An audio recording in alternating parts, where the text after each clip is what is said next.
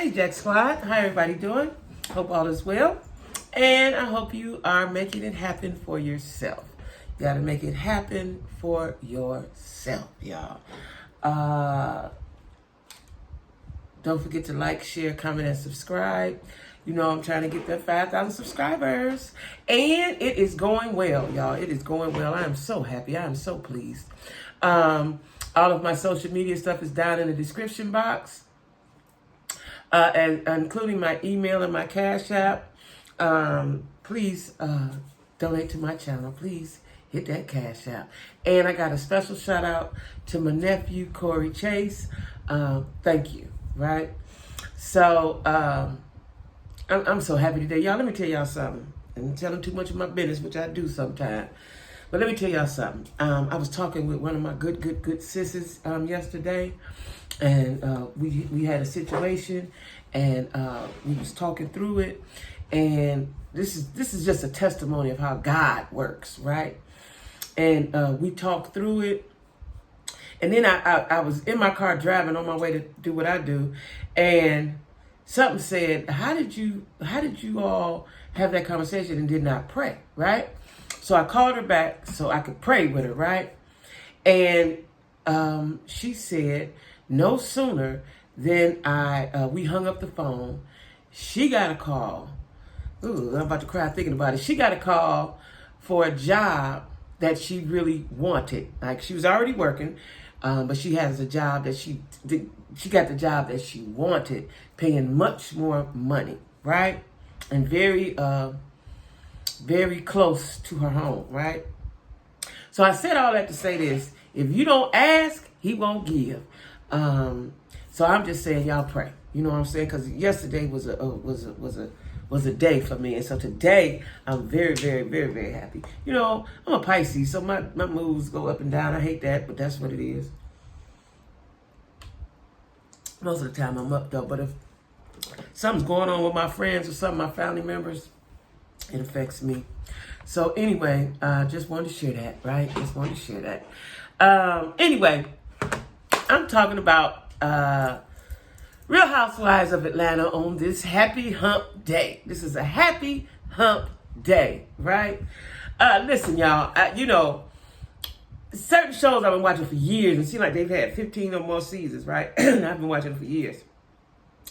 Like Real Housewives of Atlanta, Basketball Wives. Like, I'm kind of like through with Basketball Wives because they mixed all the people together. I liked it when it was separate. And I like it together too, but this is hodgepodge. Is not given. And maybe it could be me. I don't know, right? I still watch it, you know, when I can, when I think about it.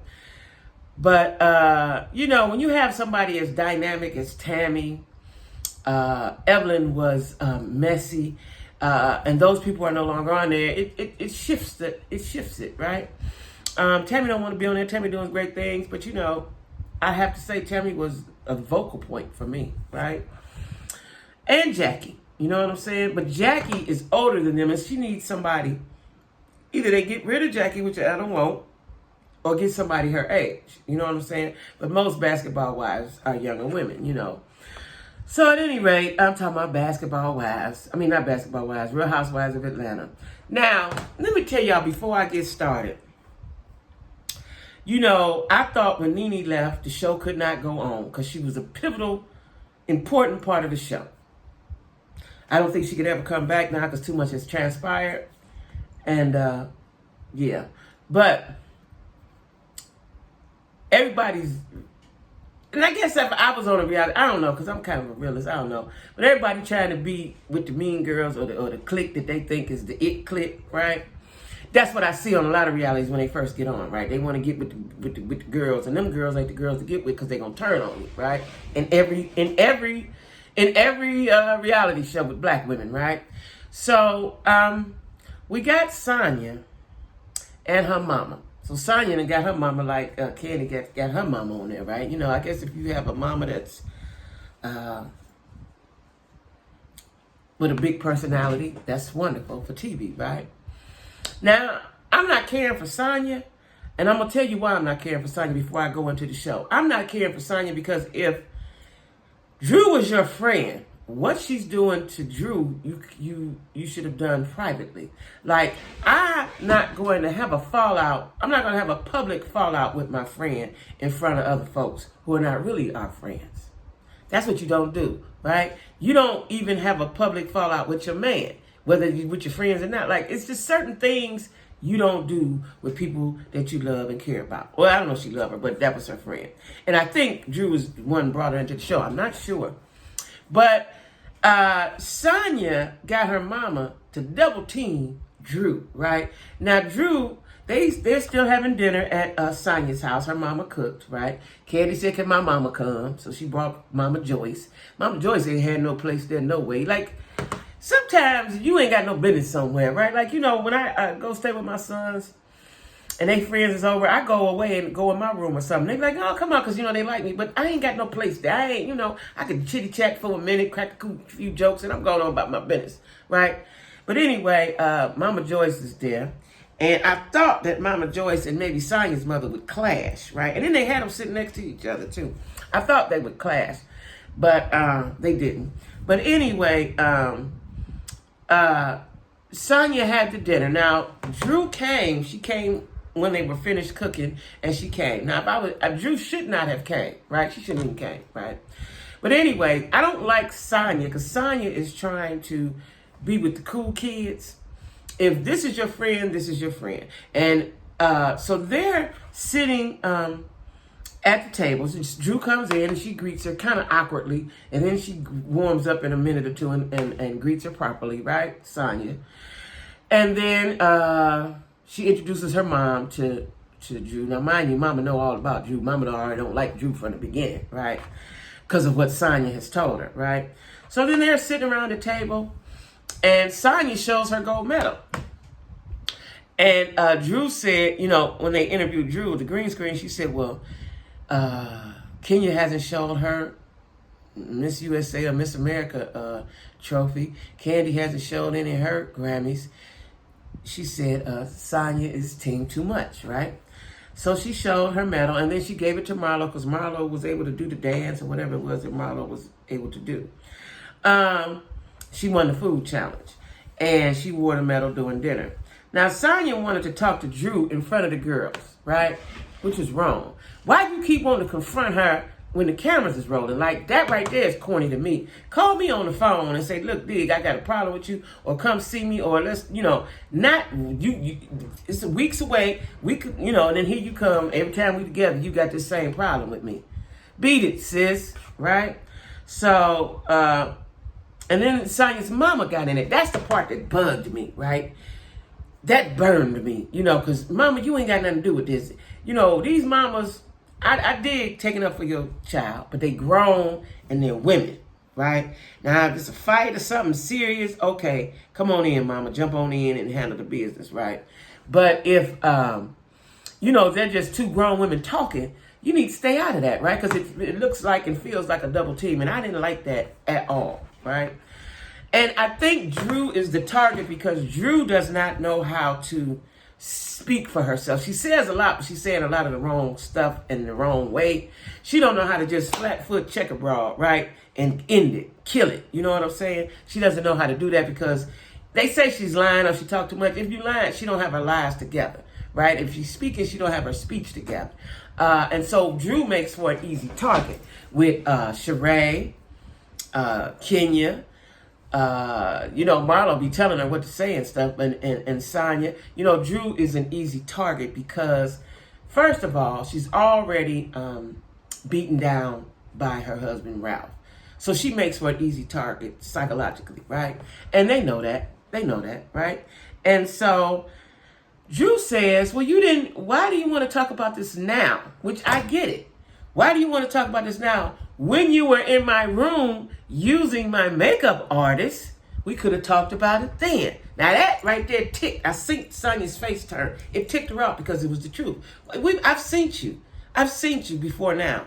You were just in my room or in my space, wherever they were at, and you used my makeup artist, right? So we were in a space where you could have discussed what you needed to discuss instead of putting it on Front Street with these bras who don't care nothing about you, right? So then the mama got in at that point. the mama got in, and I didn't like that. It was just like a double team. I didn't like it. I just didn't like it, right? So it ended up being that, so Drew asked her, well, did you even pay the makeup artist? And I guess makeup artists is out here just working and then hope they get their money, because I've heard that several times on these reality shows. Like, I'm so petty. If I do the work, I'm going to need you to pay me right now. You can cash at me right now. I ain't going on about my business and let you go. Because first of all, you got way more money than me, so why would I let my money walk away with you, right? And so anyway, she was like, don't try to play me like, but you didn't pay, and time has passed. You ain't paid the peoples. Pay the people.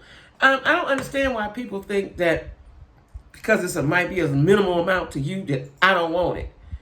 Like, if my service is $50 or $25 and that's trivial to you, but goddamn it, it's a lot to me. Get here, right?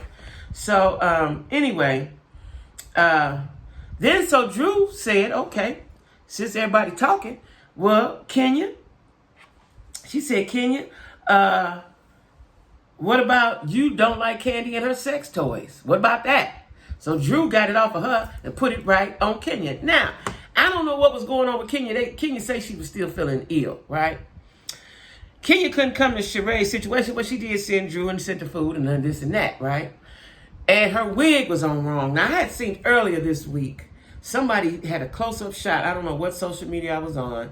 And it showed Kenya's lace front, the lace, and the braid under her hair. Now, listen, y'all. I don't know how they captured that, because I just can't see somebody going out the house and the braid showing. I can see maybe the lace front, maybe, if you ain't cut it. I don't know. Because I don't really wear lace fronts. I like wigs, period, right? But, and it's for that reason, because that lace, you got to cut it and cut around. I guess that's if you want the baby hairs. I ain't never been a baby hair kind of girl. But, the braid was showing. That was the part for me, and the lace. And I don't know how they caught Kenya like that, but I'm thinking this was this episode, but I didn't see it there.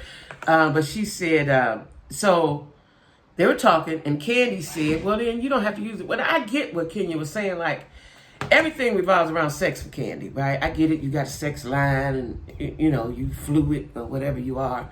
But people don't want that, especially single people. Like, Kenya's single, Marlo's single. They don't want to be bombarded with that every time we see you. Every time we in a group setting, we talk about sex, we got sex toys. And so Candy gave them all this, and it would be fun if you were with your man, right? And you maybe your man only. But it was husbands and it was single ladies there. Sheree single, Kenya single, Marlo single. So she gave them something to put in their panties and somebody buzzed it. The problem was that your buzzer might make somebody else toy go off. That was the problem.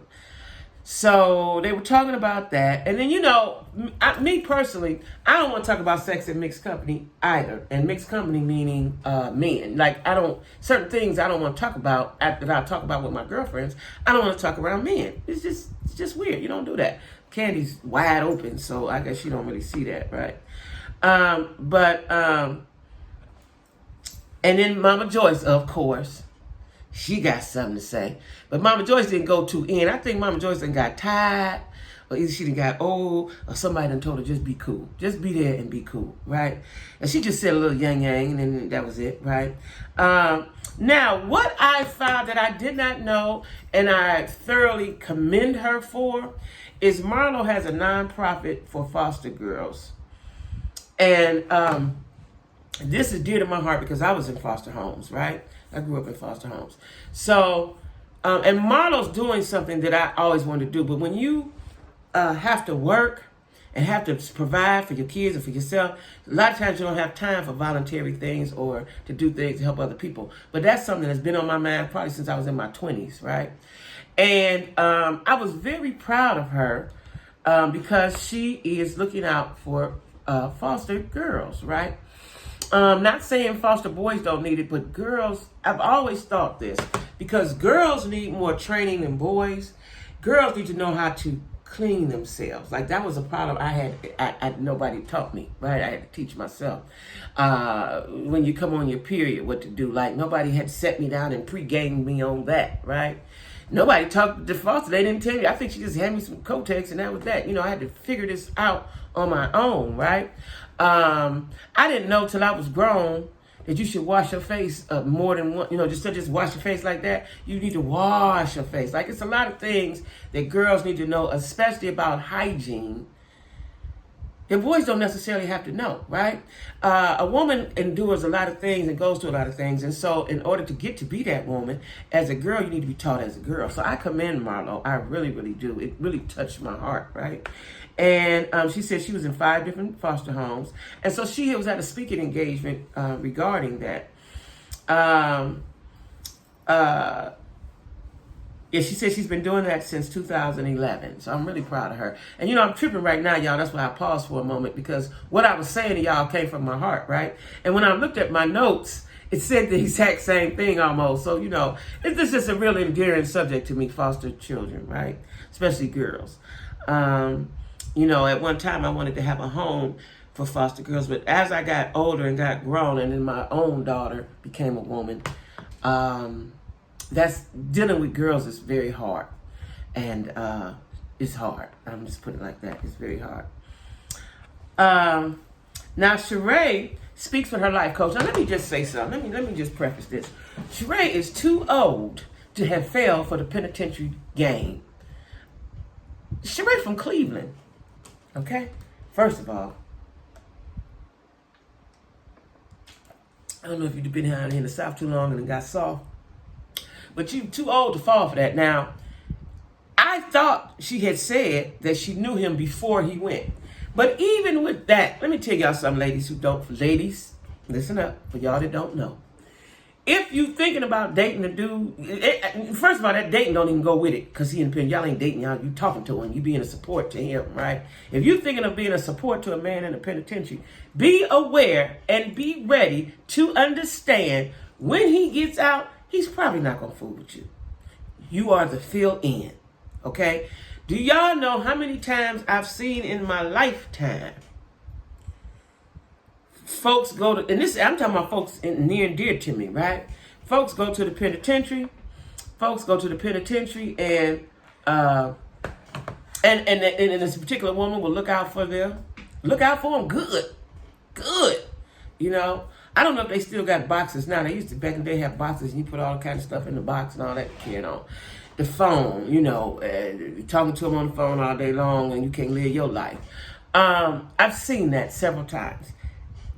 I don't know of one time, let me think. I can't think. If it is, God forgive me. That when that person got out of jail, they was with that person and with that person only. 9 times out of 10, the person they really, really like ain't sent a dime, ain't took a call, ain't gave a damn, right? That is the one that they like, okay? Now, Sheree is old enough to know this. This is old game. This is old, right? I don't know how she fell for that, right? So she wasted 4 years of her life being loyal to somebody that ain't studying her. And the therapist told her, the life coach said, he told her, as good as he could tell her, without being too rude, that first of all, you're a beautiful woman. You're a public figure. You're on TV. He said in so many words, dude ain't got none of that going on. And he don't want to be a part of that. He don't want to be a part of that, basically. You was cool while you was talking to him and doing whatever you was doing, taking them calls, maybe sending them a little change, whatever you was doing. And a lot of times dudes like that have a way of sending you money. That's what reels you in, okay? They'll send you money. They have somebody send you money. So you think, oh, shit, he like me, right? He's sending me money in there. You know, that's the game, right? So, very rarely do they come out and be with you only, right? Yeah, very rarely, right? I've seen it happen so many times. And if they do, it's because the woman is still being a paymaster and they don't want to let that go, right? I felt for Sheree, but she's too old to fall for that game. Like I said, maybe she's been down south too long and just forgot how it go. You know what I'm saying? But that I felt for her. And she didn't see, and this is my thing. Sheree is a beautiful woman. She got a lot going on. She has a beautiful home. And I like her perseverance and her determination. It took her years to get her home, but it's built and it's beautiful. right? I don't see. I had to tell somebody the other day, like, I'm not in a race. Okay, I am writing a book. I haven't wrote it in months, and I ain't gonna lie to y'all, because when I moved here, I had to adjust. Things changed. Expenses got higher, right? I just told y'all I'm taking on a second job. I just don't have the time. Well, when talking to one of my girlfriends yesterday, I said, I'm trying to figure out how I can get 2 hours at the end of my day and not be tired, right? Because that's the problem. I'm tired at the end of the day. I just want to get in my bed. Well, she said, and it made so much sense. She said, just try 20 minutes. Boom. I'm going to do that starting today, right? So I like her perseverance. She wasn't in a race with nobody. People's like, oh, your home ain't made, that. They talked about it. But it's done. It's not how you start, it's how you finish, right? So I'm proud of Sheree for that, but I just think that Sheree was a little too old to fall for that banana in the tailpipe trick, right? But we all live and we learn. And as women, we all want love, and I guess she felt she could get it from him, right? Now, what I hope is she never talks to him again. Like, I would never. I know you can't turn off love and all that, but in my mind, how I fight that is, let's say I am in love with him. The moment that love stuff start coming, I'm going to think about all the hateful shit, mean shit, and how he left me sitting there looking stupid on national TV crying. That right there would never talk to you again. Never. Jesus have to come down, and you have to be a banner in the sky or something. I would never talk to you again. And then she stated she wants to revamp She by Sheree. And she also said another thing that I'm going through myself. She said, when you're by yourself and it's just you, it's hard to do things. And that is true, right? Now, if she has more money than me, it's hard. Like, I got a lot of things on my plate, but it's hard to do. I could do more if I had more money, which is another reason for the second job. But it's hard to do when it's by yourself. Your mind, you want to do this, and that, and you start little fires, right? But you can't, grow them all the time, right? And I get what she was saying. And her coach told her, don't date nobody else in jail. Don't do that. Like, I don't suggest anybody does, because I've seen some horrible things. It could be very hurtful. It's very hurtful to watch. I watched somebody very close to me a couple of times get hurt by that, right? Because they'll tell you any and everything that you want to hear. Hey, I want to do a video on it. I haven't finished watching it because it's so sickening to watch. One of my friends / subscribers sent me a video, but I had already started watching a video of this dude in jail, and he is very commanding of this woman. She's white, he's black, and he's telling black women, that if you be more obedient, you can keep your man. Now, this is a dude in jail that's running her life from jail. I'm going to do a video on it when I finish watching the video. I've been watching it for 3 days. I can't really watch the whole thing at one time because it's sickening. It's sickening. But I am going to do a video on it later this week, right? When and if I finish watching it, because it's so sickening. But anyway, he told her, don't date nobody else in jail. Now, Kenya and Sheree meet up and talk about Marlo. But first, before that, Candy called Marlo with some clothes. Marlo called them hand-me-downs. Candy called them gently worn. And I get that, gently worn, because Candy got a lot of money. She said she might wear something one time and don't wear it no more. I get that. But Marlo says, and I feel the same way, because that was my life, right? She says, I had to wear hand-me-downs. That is why she's the way she is about clothes. And that is why the way I am about clothes and shoes, right? I'm just not on that scale of what Marlo is, but that is the reason why. I remember, y'all, and I'm going a little bit off topic. I remember when I just left college, and my oldest son was a baby.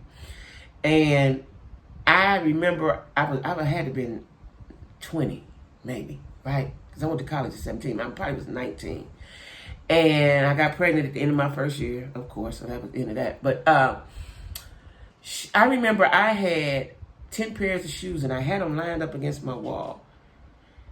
Now, I had a bed, but I didn't have a box spring or frame. My bed was on, I might have had a box spring, I can't remember, but my bed was on the floor. I didn't have a frame.